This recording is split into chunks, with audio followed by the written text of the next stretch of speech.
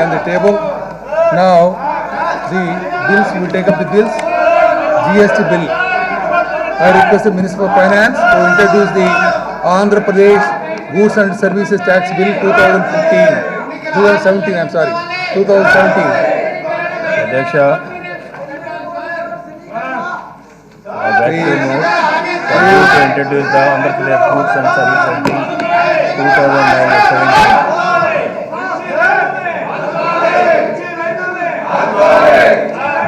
The bill is introduced. I request the Minister for Finance to move the motion for taking into consideration of the Andhra Pradesh Goods and Services Tax Bill 2017. I'd like to move that the Andhra Pradesh Goods and Services Bill 2017 be taken into consideration. Motion moved. Now Minister will explain the features of the bill. Adyaksha,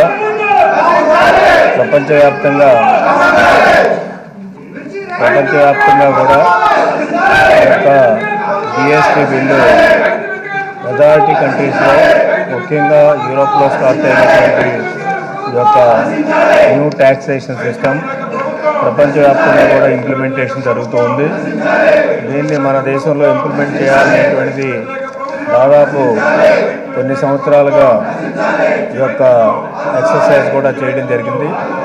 దీంట్లో ఏదైతే VAT ఇంతకుముందు introduce చేసినప్పుడు కొత్త taxation వచ్చిందో దానివల్ల benefits కూడా ఉంటాయి రాష్ట్రాలకు అనేటువంటి ఉద్దేశంతో ఆ రోజున వ్యాట్ ట్యాక్సేషన్ సిస్టమ్ కూడా ఇంప్లిమెంట్ చేశాం. సో దాని ప్లేస్లో వ్యాట్లో కూడా కొన్ని అనామలీస్ ఉన్నాయనేటువంటి ఉద్దేశంతో డబుల్ మల్టీ ట్యాక్సేషన్ ఉందనేటువంటి ఉద్దేశంతో ఈనాడు ఏదైతే వ్యాట్లో సక్సెస్ఫుల్గా ఉన్నటువంటి జిఎస్టీ ట్యాక్సేషన్లో ఏదైతే ఉందో ఆ సిస్టమ్ని మన ఇండియాలో కూడా అడాప్ట్ చేసుకుంటే బాగుంటుందనేటువంటి వేరియస్ కార్పొరేట్స్ నుంచి వచ్చినటువంటి సూచనలే కాకుండా ఈవెన్ పొలిటికల్ సైడ్ కానీ గవర్నమెంట్ కానీ దీనికి లాంగ్ రన్లో మనకి రెవెన్యూస్ పెరుగుతాయి కంట్రీకి కూడా.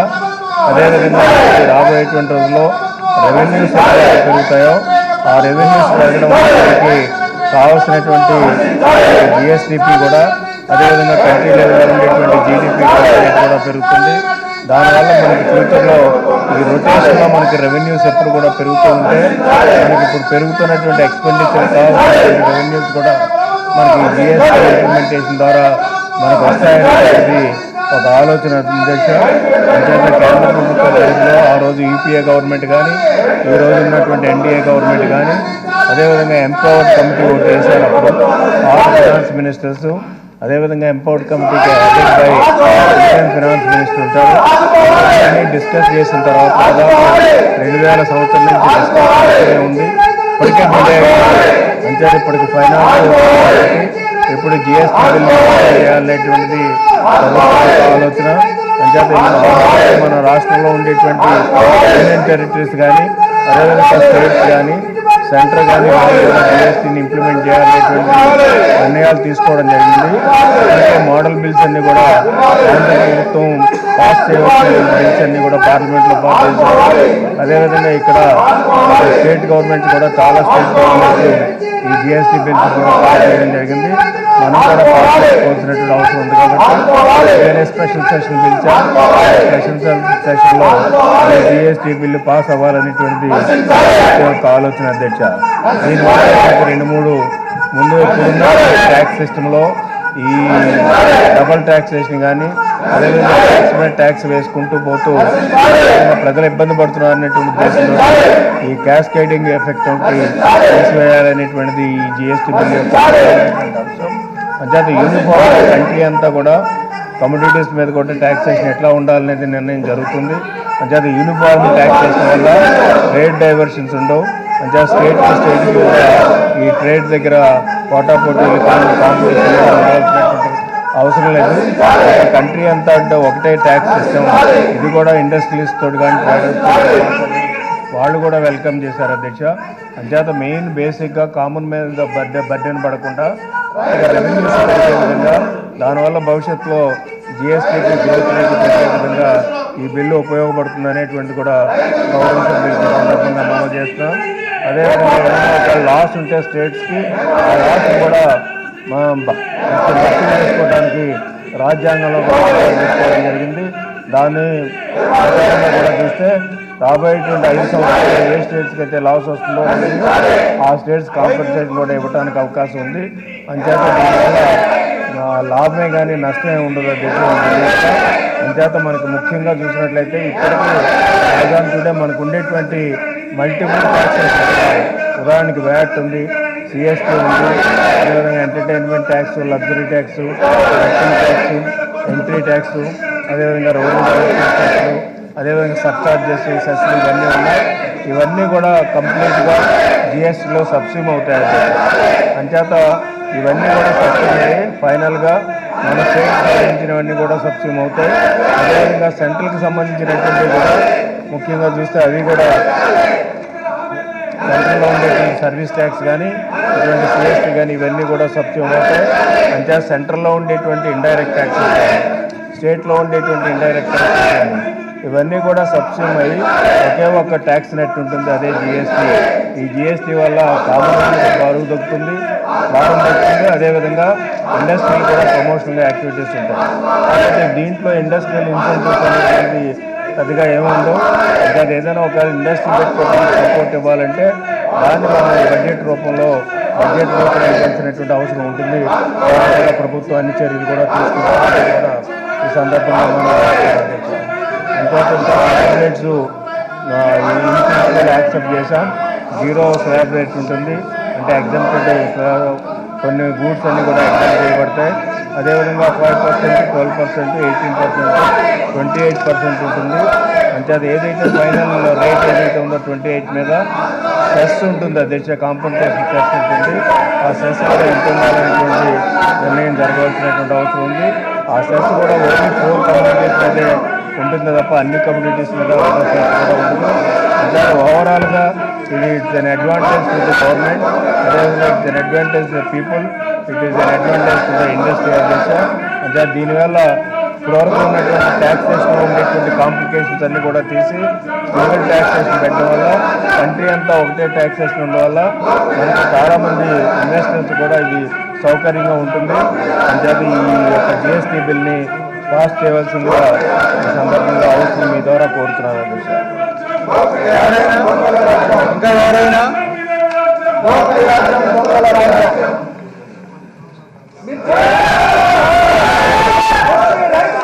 ఆదుకోవాలి, ఆదుకోవాలి, ఆదుకోవాలి, ఆదుకోవాలి. దేశం మొత్తం మీద ఈ జిఎస్టీ బిల్ ని అందరూ సమర్థిస్తూ ఉంటే ప్రతిపక్షం వాళ్ళు మాత్రం ఇదేమి రాజ్యం, దోపిడీ రాజ్యం అంటున్నారు అధ్యక్ష. ఇది జిఎస్టీ బిల్లుని సమర్థించవలసిన అవసరం ఉంది అధ్యక్ష. దాన్ని కూడా బయటేమో సమర్థిస్తున్నామని చెప్పి ఇక్కడేమో వ్యతిరేకంగా మాట్లాడటం అనేది కరెక్ట్ కాదు. మీరు మాట్లాడేది సబ్సిక్వెంట్ గా మాట్లాడండి. జిఎస్టీ బిల్లు అయిపోయిన తర్వాత, జిఎస్టీ బిల్లుని సమర్థించిన తర్వాత ఇంకా ఏదైనా విషయం మాట్లాడాలంటే మాట్లాడచ్చు. కానీ అధ్యక్ష, ఇది మధ్యలో ఇది ఒక స్టాండర్డ్ ప్రాక్టీస్ అయిపోయింది అధ్యక్ష. ఇది స్టాండర్డ్ ప్రాక్టీస్. వైఎస్ఆర్ సిపికి ఎప్పుడు వచ్చిన అడ్జాయిన్మెంట్ మోషన్ ఇవ్వటం, తర్వాత మనము దాన్ని యాక్సెప్ట్ చేయకపోవటం, తర్వాత వాళ్ళేమో అధ్యక్ష నెక్స్ట్ మీడియా పాయింట్ రెడీగా ఉంటారు అధ్యక్ష. మీడియా పాయింట్లు వెళ్ళి చెప్పడానికి అధ్యక్ష ఏది ఏమైనా అధ్యక్ష కరెక్ట్ కాదు అధ్యక్ష. వారు ఏదైనా మాట్లాడాలనుకుంటే వారు మాట్లాడచ్చు అధ్యక్ష. కానీ అధ్యక్ష, ఇప్పుడు చూస్తున్న విషయంలో ఇదివరకు తమ స్థానం ఎంతో ఉన్నతమైన స్థానంలో ఎంతో ఎత్తుగా వెళ్ళినప్పటికీ అధ్యక్ష, స్థానం అక్కడ ఎంత ఎత్తుగా పెట్టినప్పటికీ కూడా ప్రతిపక్ష సభ్యులు మీ స్థానం ఎంత ఎత్తుగా ఉన్నప్పటికీ కూడా వెళ్ళిపోతున్నారు అధ్యక్ష. ఇది కూడా కరెక్ట్ కాదు అధ్యక్ష. ఇది సభ మర్యాద అనిపించారు అధ్యక్ష.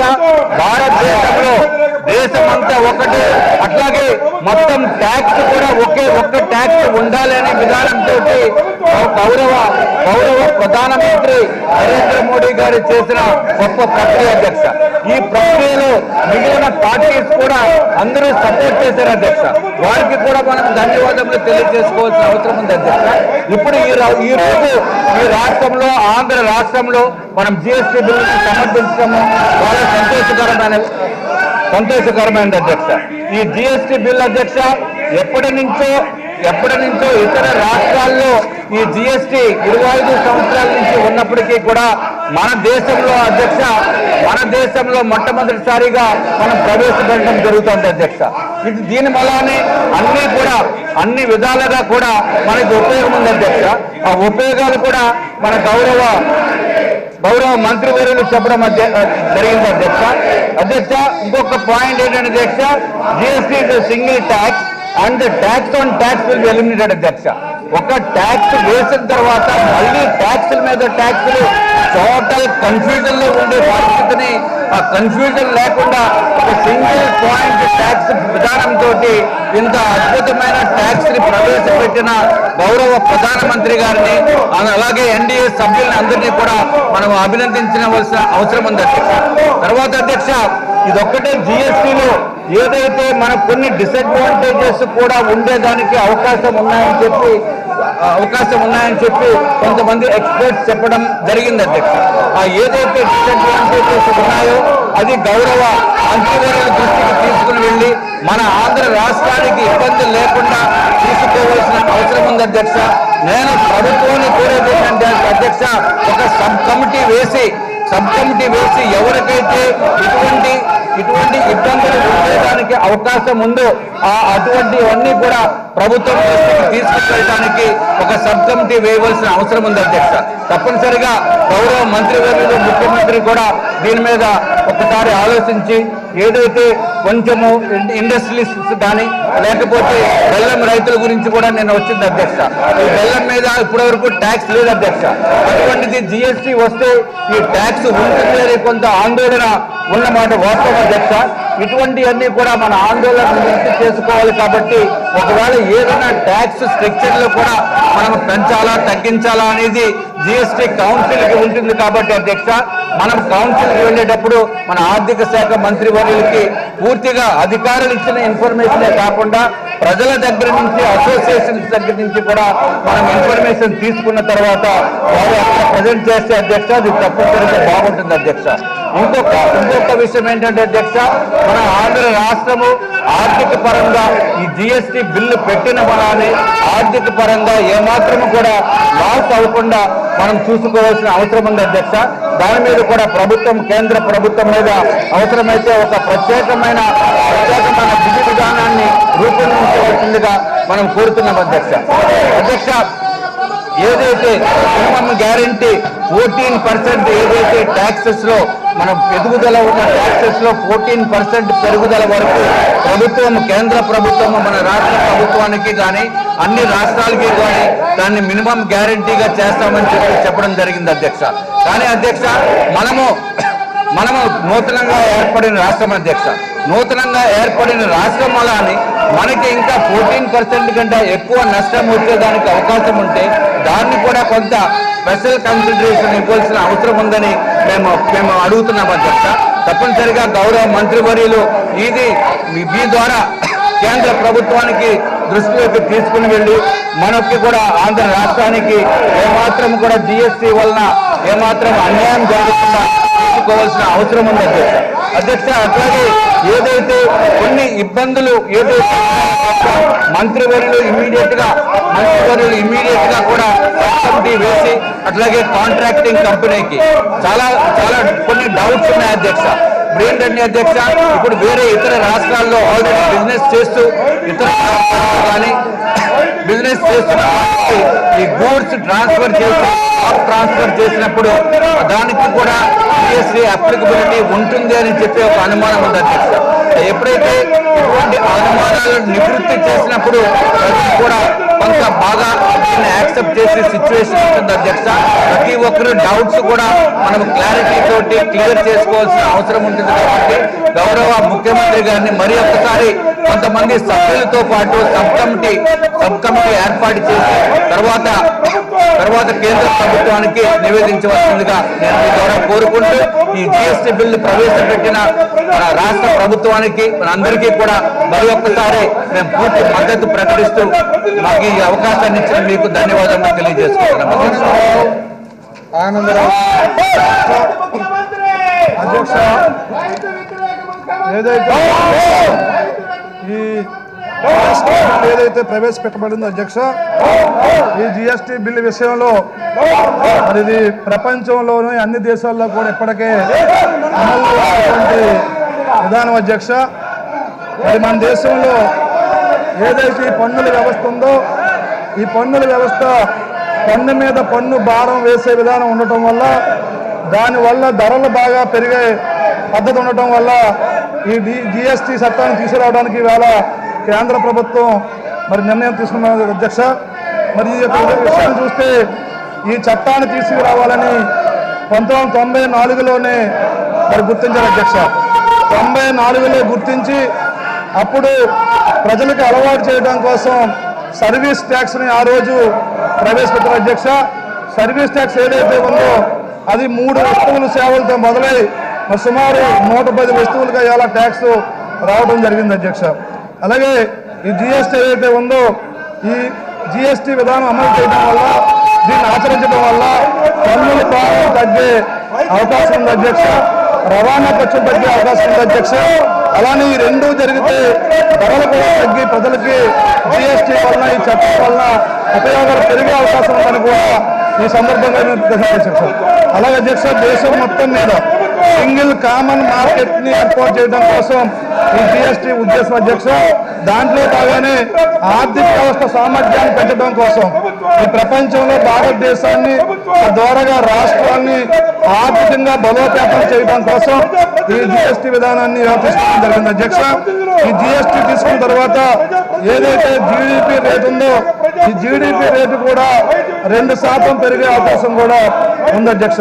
అలాగే ఈ జిఎస్టీ అంటే కూడా ఏంటంటే అధ్యక్ష, అసలు గూడ్స్ అండ్ సర్వీసెస్ ట్యాక్స్, వస్తు సేవల పన్ను, దీని అర్థం అధ్యక్ష. ఈ యొక్క విధానం 25 సంవత్సరాల నుంచి ప్రపంచంలో అనేక దేశాలు అమలు ఉంది అధ్యక్ష. ఈ జిఎస్టీని కూడా 2 రకాలుగా ఈ రోజు తెలియజేస్తారు అధ్యక్ష. ఒకటి సిజిఎస్టీ అధ్యక్ష, అంటే కేంద్రం విధించే పన్నులు జిఎస్టీ. ఇంకోటి ఎస్జిఎస్టీ అధ్యక్ష, అంటే రాష్ట్రం విధించే పన్నులు. అలాగే అధ్యక్ష, 2 కలిపే ఈరోజు మనం ఈ చట్టంలో జిఎస్టీగా దీన్ని మనం ఈవేళ వాడుతున్నాం అధ్యక్ష. అలాగే అధ్యక్ష, ఏదైతే ఈవేళ ఈ జిఎస్టీ విషయం చూసుకుంటే, ఈ జిఎస్టీని పార్లమెంట్ ఉభయ పార్లమెంటులు కూడా ఆమోదించిన తర్వాత రాష్ట్ర ప్రభుత్వాలు ఆమోదానికి పెట్టడం, అంటే దేశంలో ఉన్నటువంటి సగం రాష్ట్రాలు ఈ జిఎస్టీని ఆమోదించాలి కాబట్టి ఈవేళ కూడా ఈ సభలో ఈ జిఎస్టీని తీసుకురావడం జరిగింది అధ్యక్ష. దాంట్లో భాగంగా చూసుకున్నప్పుడు ఈ 2017 ఏప్రిల్ నుంచి ఈ జిఎస్టీ బిల్లుని ఆమోదం పెట్టడానికి కోసం, ఆమోదం కోసం ఈ చట్టాన్ని కూడా ఇవాళ సభలో పెట్టడం అధ్యక్ష. అలాగే జిఎస్టీ ఏదైతే వ్యాట్ కానీ ఇతర వస్తువులు అధ్యక్ష, ఇవన్నీ కూడా ఈరోజు ఉన్నాయి అధ్యక్ష. కాబట్టి జిఎస్టీ అమలు చేయడం వల్ల మరి కొన్ని నష్టాలు ఉన్నాయని భావిస్తే, ఆ నష్టాలకు ఏదైతే జిఎస్టీ కౌన్సిల్ ఏర్పాటు చేశారో, ఆ జిఎస్టీ కౌన్సిల్ని ప్రకారంగా మరి దాంట్లో ఉన్న సవరణ చేసుకోవచ్చు. కాబట్టి మరి ఈ సందర్భంగా జిఎస్టీ చట్టాన్ని ప్రవేశపెట్టినందుకు ఈ సభలో ఆ యొక్క ధన్యవాదాలు తెలియజేసుకుంటూ, ఈ చట్టంలో ప్రజా ప్రయోజనం ఏదైనా విషయాలుంటే చర్చించి ప్రభుత్వం కూడా మరింత మంచిగా మరి గౌరవ సభ్యులు ప్రతిపక్ష అధ్యక్ష. కానీ ఈ రోజు భారతదేశంలో ఏదైతే ఈ ట్యాక్స్ సంబంధించి ఒక జిఎస్టీ అనే చట్టాన్ని తీసుకొస్తుంటే, ఆ చట్టంలో పాల్గొకుండా, ఆ చర్చలో పాల్గొకుండా మరి ఈ చట్టంలో ఉండే వ్యక్తులు కానీ, ఈ యొక్క వ్యాపారస్తులు కానీ, దీని ద్వారా ప్రజలు కానీ ఎవరైతే జిఎస్టీ రాష్ట్రంలో వారి సమస్యల పరిష్కారానికి జిఎస్టీలో కట్టాల్సిన విషయానికి మరి ప్రతిపక్ష పార్టీ వారు ఏ సలహా ఇవ్వకుండా, ఏమీ చేయకుండా ఈ జిఎస్టీ అంటే కేవలం ఇదేదో పరిగమని చెప్పకుండా పడినట్టుగా వాళ్ళు జిఎస్టీ అడ్డుకోవటం, జిఎస్టీ వచ్చిన పాల్గొపోవటం, జిఎస్టీని హేళన చేయటం, ఇది చాలా దుర్మార్గం వచ్చాక చాలా జాగ్రత్త చేసుకుంటూ ముఖ్య అధ్యక్షుడు ముఖ్యమంత్రి రైతు వ్యతిరేక ముఖ్యమంత్రి రైతు వ్యతిరేక ముఖ్యమంత్రి రైతు వ్యతిరేక ముఖ్యమంత్రి రైతు వ్యతిరేక సీఎం రైతు వ్యతిరేక సీఎం రైతు వ్యతిరేక సీఎం రైతు వ్యతిరేక సీఎం రైతు వ్యతిరేక సీఎం రైతు వ్యతిరేక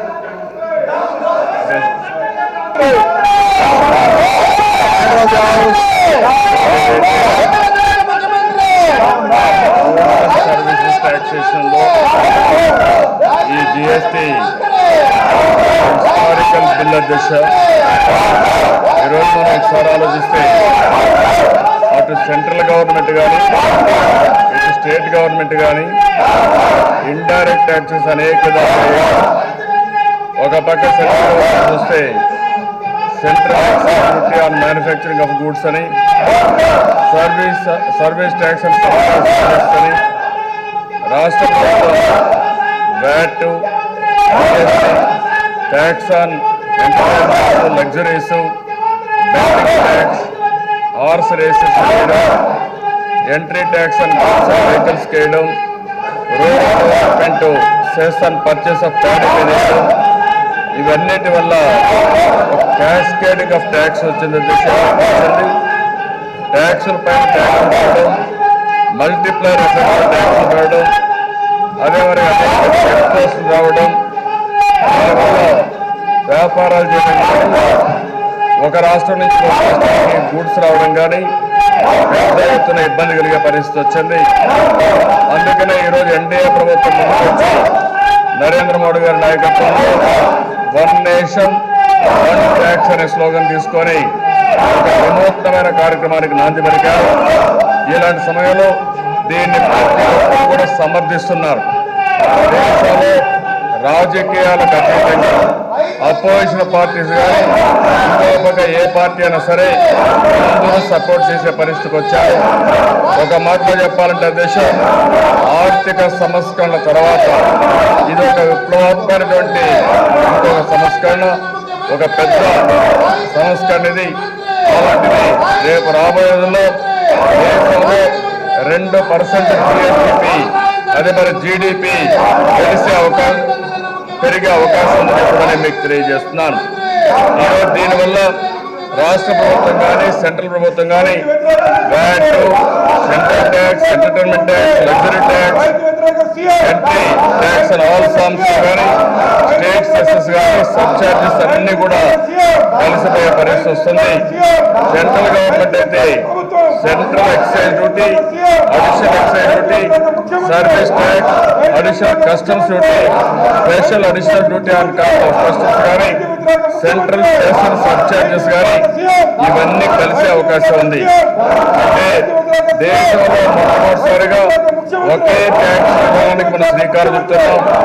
ఇండైరెక్ట్ ట్యాక్స్ ఏవైతున్నాయో అవన్నీ కూడా వివిధ ప్రభుత్వాలు వివిధ సమయాల్లో వివిధ రూపేణ చేసే పరిస్థితి వచ్చింది. ఈరోజు జిఎస్టీ వల్ల అటు కేంద్రం కానీ రాష్ట్రం కానీ ఒకే ట్యాక్స్ విధానానికి నాంది పలుకుతున్నామని చెప్పి కూడా నేను మీకు తెలియజేస్తున్నాను. అయితే ఇందులో దేశం డ్యూయల్ జిఎస్టీ ఉంటుంది, సెంట్రల్ గవర్నమెంట్ వేసేది సిజిఎస్టీ ఉంటుంది, రాష్ట్ర గవర్నమెంట్ వేసేది ఎస్జిఎస్టీ ఉంటుంది. ఈ రెండు కూడా ఒక అవగాహనతో వేసుకుంటూ ముందుకు పోతారు దిశ. అదే మరిగా దిశ ఈరోజు మీరు చూస్తే మొత్తం రేషియో కూడా మనం చూసినప్పుడు దీనికి ఒక కౌన్సిల్ పెట్టారు. ఈ కౌన్సిల్ కూడా అందరూ ఫైనాన్స్ మినిస్టర్స్ కానీ అదే మరి యూనియన్ ఫైనాన్స్ మినిస్టర్ ఆధ్వర్యంలో ఈ కౌన్సిల్ ఉంటుంది. ఇందులో కూడా 3/4 మెజారిటీ వస్తే తప్ప దాని ప్రకారం అమలు చేసే పరిస్థితి ఉండదు. అందరూ కూడా వెయిటేజ్ చూస్తే సెంట్రల్కి 1/3 ఉంటుంది, కేంద్రానికి 2/3 ఉంటుంది దిశ.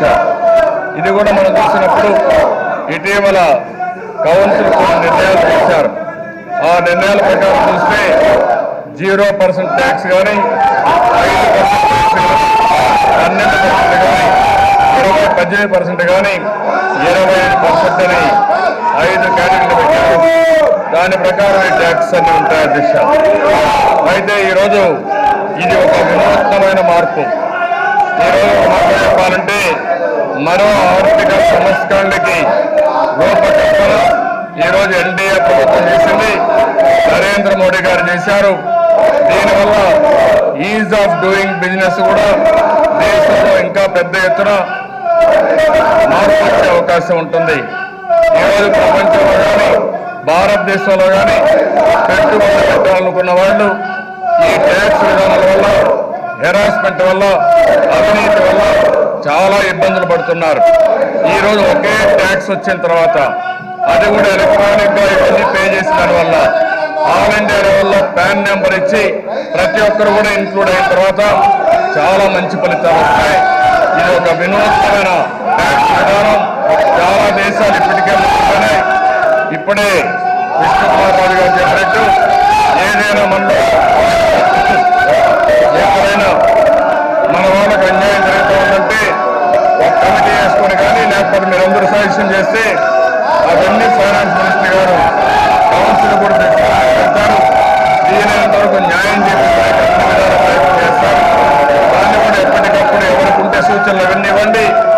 అదే మరి అసోసియేషన్ ఇస్తున్నారు, నిన్న కూడా ఒకరికి చెప్పారు. అవన్నీ కూడా తీసుకొని భవిష్యత్తులో ఏం చేయాలో చేస్తామని చెప్పి మీకు తెలియజేసుకుంటూ మరొకసారి ప్రధానమంత్రి గారు తీసుకొచ్చినటువంటి ఈ జిఎస్టీని, ఎన్డీఏ ప్రభుత్వం తీసుకొచ్చిన ఈ జిఎస్టీని ఈ రాష్ట్ర అసెంబ్లీ ఏకగ్రీవంగా ఆమోదించవలసిందిగా ప్రతి ఒక్కరిని ఆమోదిస్తారని భాషతో సెలవు తీసుకున్నాం. అధ్యక్ష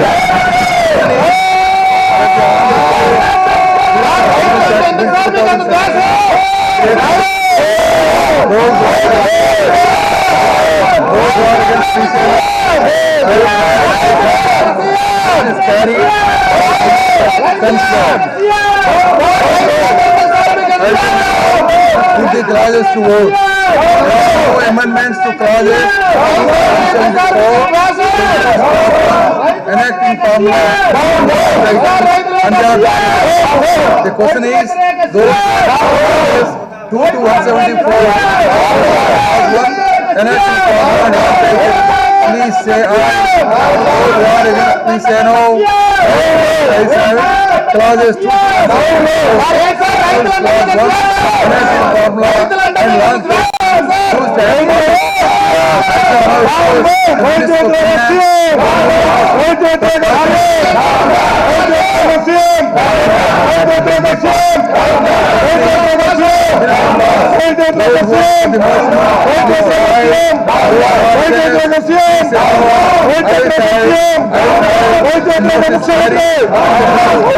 ముఖ్యమంత్రి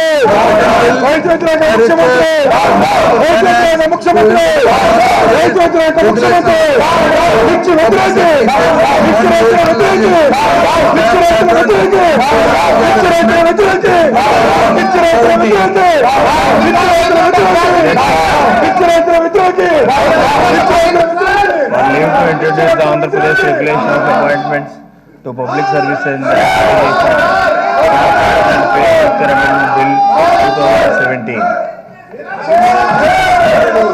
I request the finance to move the motion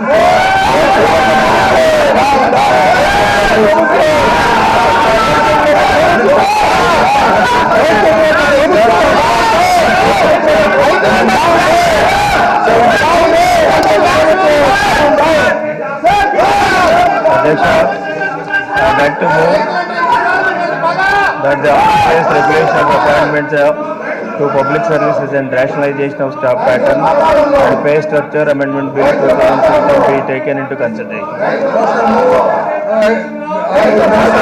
the salient features of అధ్యక్ష, రీసెంట్గా బ్రెజిల్లో జరిగినటువంటి ఒలింపిక్స్లో మన రాష్ట్రానికి చెందినటువంటి సింధు క్రీడాకారిణి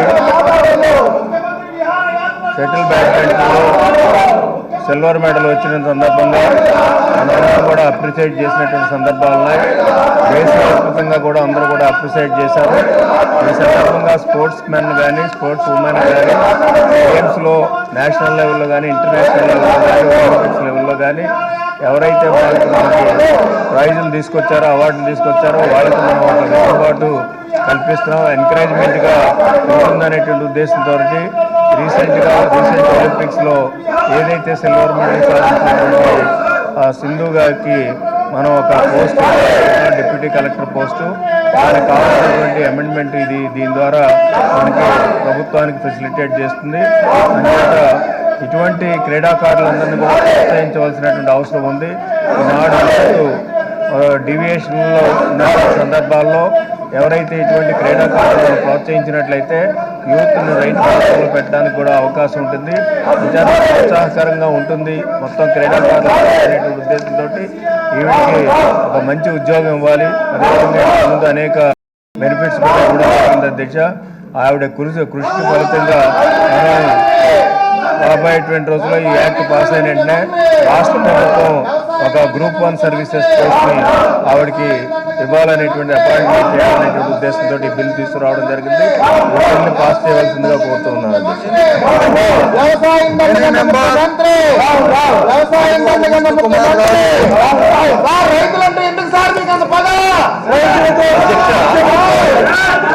గౌరవ ముఖ్యమంత్రి గారికి మనమందరం కూడా ధన్యవాదం తెలియజేయాల్సిన అవసరం ఉంది అధ్యక్ష. కారణం ఏంటంటే అధ్యక్ష, ఇది స్పోర్ట్స్ ని కూడా చాలా ఎంకరేజ్ చేసి బిల్ అధ్యక్ష. స్పోర్ట్స్ అంటే ఒక ఏదో ఆటలు ఆడుతున్నారు, టైం వేస్ట్ అయిపోతుంది అనే భావన కొంతమందిలో ఉంది అధ్యక్ష.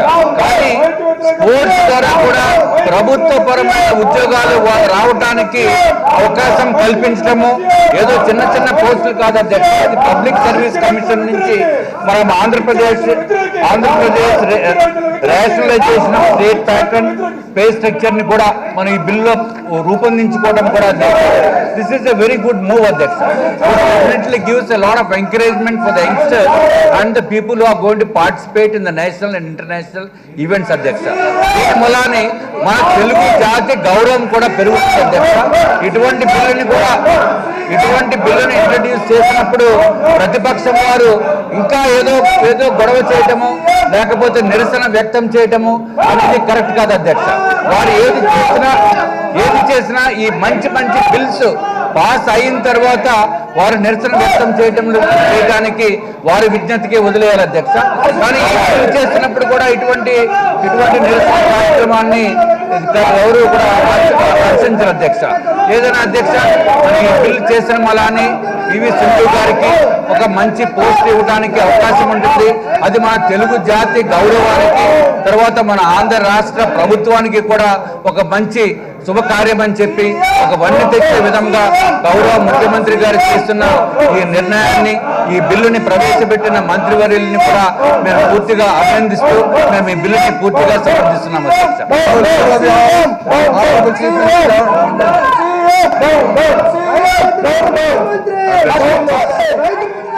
ఈరోజు ఈ ప్రభుత్వం స్పోర్ట్స్కి ఎక్కువ ప్రాధాన్యత ఇస్తున్నాం.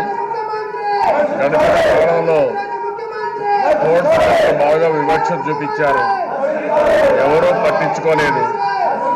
ఇంతకు మునుపు కూడా దేశాన్ని మీరు ఒకసారి ఆలోచిస్తే కంబైన్డ్ ఆంధ్రప్రదేశ్లో కూడా నేషనల్ గేమ్స్ పెట్టడం, బ్రహ్మాండంగా దాన్ని హోస్ట్ చేయడం, ఆ తర్వాత ఆఫ్రో ఏషియన్ గేమ్స్ రావడం, ఆ తర్వాత మిలిటరీ గేమ్స్ కూడా వచ్చాయి.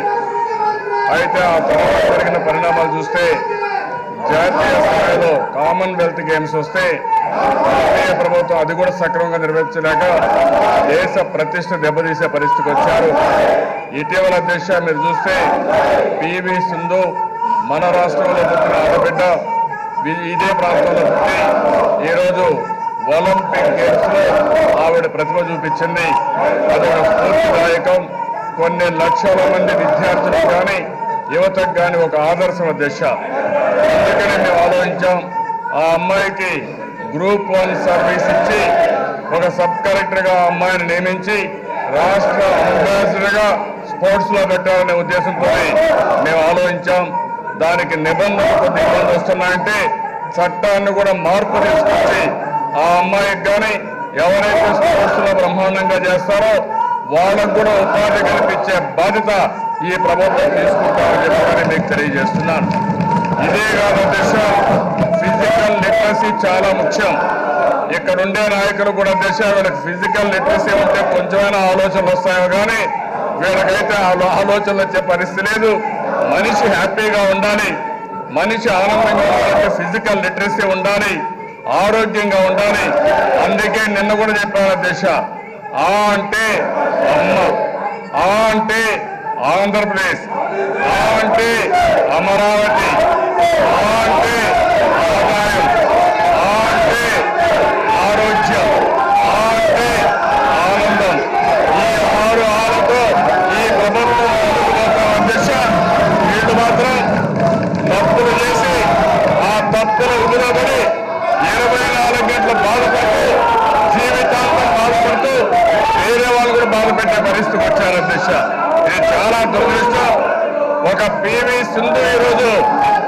మంచి రికగ్నిషన్ వస్తా ఉంటే చూసి భరించలేకపోతున్నారు అధ్యక్ష. దేశం బాగుపడే జిఎస్టీ బిల్ వస్తే ఆ బిల్లును కూడా సమర్థించలేని ఈ పార్టీని ఏమనాలో నాకైతే అర్థం కావాలి అధ్యక్ష. ఏదేమైనా సరే ప్రజలు వాచ్ చేస్తున్నారు, ఎవరేం చేస్తున్నారని ఈ విషయం గుర్తుపెట్టుకోవాల్సి కోరుకుంటూ మరొక్కసారి ఈ బిల్లుని అందరూ కూడా సమర్థించవలసిగా మరొక్కసారి అందరినీ కోరుతున్నారు అధ్యక్ష.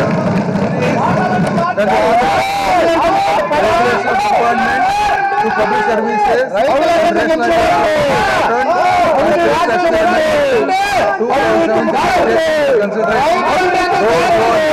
please